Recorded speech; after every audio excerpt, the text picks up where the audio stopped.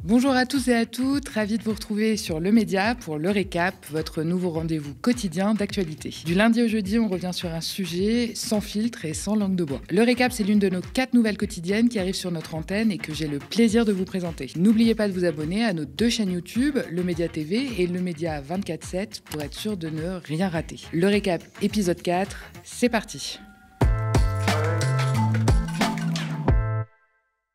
Hier soir, Emmanuel Macron a pris son habituel air grave. Il s'est adressé aux Français pour donner le cap que prendra le pays dans le contexte de la crise mondiale qui nous pend au nez. Il ne vous aura sûrement pas échappé que depuis quelques jours, c'est l'escalade des tensions géopolitiques mondiales. Le clash Trump-Zelensky a accéléré l'arrêt du soutien américain à l'Ukraine, mais aussi le rapprochement de la première puissance mondiale avec la Russie de Poutine. L'Europe est dos au mur et n'a plus trop le choix que de mettre les bouchées doubles pour aider son voisin ukrainien. Depuis, l'expression « économie de guerre » est sur toutes les lèvres des dirigeants du vieux continent. Le monde continue d'être sans cesse plus brutal et la menace terroriste ne faiblit pas.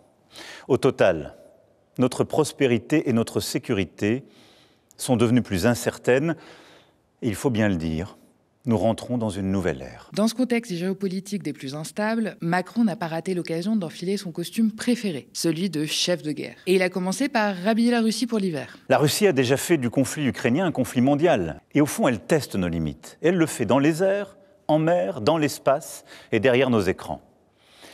Cette agressivité ne semble pas connaître de frontières.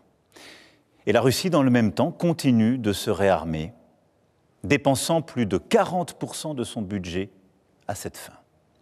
D'ici 2030, elle prévoit d'encore accroître son armée, d'avoir 300 000 soldats supplémentaires, 3 000 chars, 300 avions de chasse de plus. Qui peut donc croire, dans ce contexte, que la Russie d'aujourd'hui s'arrêtera à l'Ukraine ? La Russie est devenue, au moment où je vous parle et pour les années à venir, une menace pour la France et pour l'Europe. Et comme il était sur une bonne lancée, il s'est aussi payé les États-Unis. Les États-Unis d'Amérique, notre allié, ont changé leur position sur cette guerre, soutiennent moins l'Ukraine et laissent planer le doute sur la suite. Dans le même temps, les mêmes États-Unis d'Amérique entendent imposer des tarifs douaniers aux produits venant d'Europe. Durant son allocution, il n'a pas cessé de prôner l'indépendance de l'Europe vis-à-vis des États-Unis de Donald Trump. Et il a fustigé la décision d'appliquer des tarifs douaniers à ses alliés. Cette décision incompréhensible, tant pour l'économie américaine que pour la nôtre, aura des conséquences sur certaines de nos filières. Elle accroît la difficulté du moment, mais elle ne restera pas sans réponse de notre part. Le mec voit que les 2 super méchants sont en pleine phase maniaque, ambiance bouton nucléaire qui démange, et il se dit que c'est le moment d'aller les provoquer. Ça n'a pas loupé, parce que Poutine, par l'intermédiaire de sa diplomatie, a estimé que les propos du président français sont une menace contre la Russie. Ce qu'ils n'ont pas digéré, c'est que Macron évoque la dissuasion nucléaire. Il a commencé par se faire mousser. Nous avons l'armée la plus efficace d'Europe. Et grâce au choix fait par nos aînés après la Deuxième Guerre mondiale, nous sommes dotés de capacités de dissuasion nucléaire. Ceci nous protège beaucoup plus que nombre de nos voisins. Puis, par rappeler à tout le monde qu'il avait raison, l'Europe de la défense, que nous défendons depuis 8 ans, devient donc une réalité. Et puis, il n'a pas pu s'empêcher de rajouter une petite couche d'autorité par là-dessus. Quoi qu'il arrive, la décision a toujours été et restera entre les mains du président de la République. On a compris, c'est lui qui appuie sur le bouton qui fait tout exploser. C'est son bouton rien qu'à lui, et nous, on n'est pas sûr que ça nous rassure. Bien sûr, c'est une menace à l'égard de la Russie. S'il nous considère comme une menace, organise une rencontre des chefs d'état-major des pays européens et de la Grande-Bretagne, dit qu'il est nécessaire d'utiliser des armes nucléaires, se prépare à utiliser des armes nucléaires contre la Russie, c'est bien sûr une menace.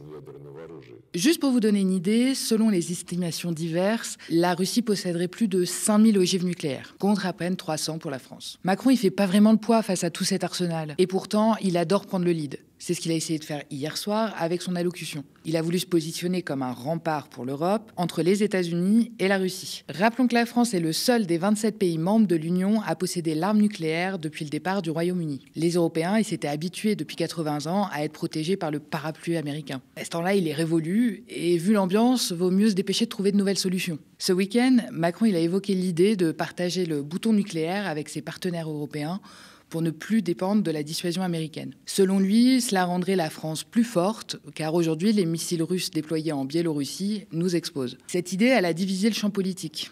En gros, pour la droite, le bouton nucléaire, c'est comme les brosses à dents, on ne les partage pas. En revanche, chez les socialistes, on n'y voit pas trop d'objections. En l'espèce, je me retrouve parfaitement dans ce qui a été énoncé par le chef de l'État. Et ce n'est pas parce que je suis dans l'opposition que je suis pavlovien et que c'est parce que c'est le président qui le dit que je suis en désaccord. Donc parfois, quand je suis en accord, je le dis aussi. Et ce matin, je vous le dis, je suis en accord avec ce que fait le président de la République. Alors, c'est sympa de jouer au grand leader de la défense, tout ça, mais ça demande quand même pas mal d'investissements. Macron et les budgets, c'est toujours un peu chaotique. Alors, on a entendu tout et son contraire, des mobilisations d'investissements privés, de l'épargne des Français. Le ministre de l'économie a même ouvert la voie à une hausse d'impôts pour financer cet effort de guerre. Mais hier, Macron a exclu cette option sans qu'on sache trop comment il compte s'y prendre. Il faudra des réformes, du choix et du courage, a-t-il dit. Vous sentez venir les coupes budgétaires sur le social et les services publics ? Enfin, pour ce qu'il en reste, parce que...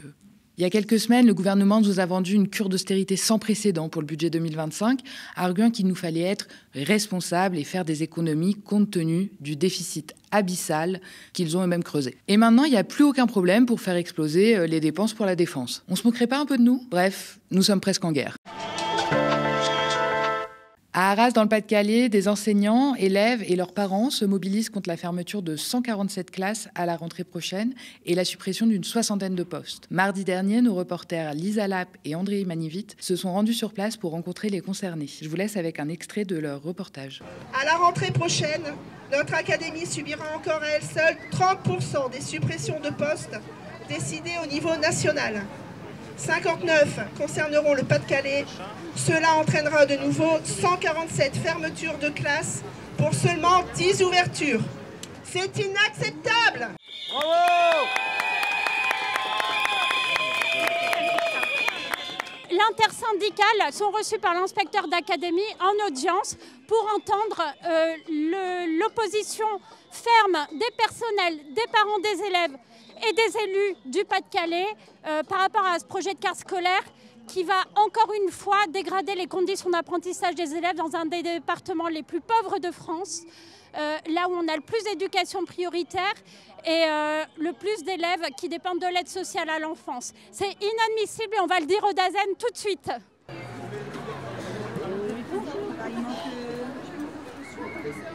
Vous pouvez retrouver le reportage en entier sur notre chaîne YouTube. Le reste de l'actu résumé par Baptiste Lépiné. Au procès Sarkozy-Kadhafi, l'ancien président est encore en mauvaise posture. Le procès Sarkozy-Kadhafi se penche sur des montages financiers opaques. Cette semaine, le tribunal s'attaque au dernier volet, une opération immobilière suspectée d'avoir rapporté plusieurs millions d'euros à Alexandre Djouri, un proche de Nicolas Sarkozy. L'accusation estime que la vente d'une villa lui appartenant, située à Mougins dans les Alpes-Maritimes, aurait notamment permis de dégager 500 000 euros versés à Claude Guéant. La villa, achetée 10,14 millions d'euros par le fonds souverain libyen, valait en réalité 1,8 million. Malgré des échanges de fax à ce sujet entre Djouri et Claude Guéant, les deux protagonistes nient les faits ou font les amnésiques. Face à ces incohérences, le procureur financier s'est insurgé. C'est ubuesque, j'ai du mal à comprendre pourquoi vous continuez à nier l'évidence. Dans l'actualité internationale, le Hamas directement menacé par Donald Trump. Des menaces de mort à l'encontre de Gaza. Dans un message sur son réseau Truth Social, Donald Trump a lancé un dernier avertissement au Hamas pour libérer les otages. Au peuple de Gaza, un bel avenir vous attend, mais pas si vous gardez des otages. Si vous le faites, vous êtes morts. Prenez une bonne décision. Une position confirmée par son chef de la diplomatie, Marco Rubio. Je suis content qu'il ait tenu ses propos. Il ne dit pas ce genre de choses s'il ne les pense pas, comme les gens peuvent le voir à travers le monde. S'il dit qu'il va faire quelque chose, il va le faire. Donc, il ferait bien de le prendre au sérieux. Le président américain veut envoyer à Israël tout ce dont elle a besoin pour finir le travail à Gaza, d'après ses termes. Cette annonce survient alors que l'envoyé spécial de la Maison-Blanche a confirmé avoir engagé des négociations avec le mouvement palestinien, nouveauté pour les États-Unis qui ne dialoguent habituellement pas avec des groupes qu'ils considèrent comme terroristes. Merci d'avoir regardé cette nouvelle édition du Récap. N'hésitez pas à nous laisser vos impressions en commentaire si vous nous regardez sur YouTube ou via email si vous nous regardez à la télé. Continuez à nous soutenir et abonnez-vous à partir de 5 € par mois ou devenez même sociétaire de notre coopérative. Rejoignez-nous dès maintenant sur soutenez.lemediatv.fr. Abonnez-vous aussi à nos deux chaînes YouTube, Le Média TV et Le Média 24/7 pour ne rien louper de nos nouveaux programmes. Très bonne soirée sur Le Média.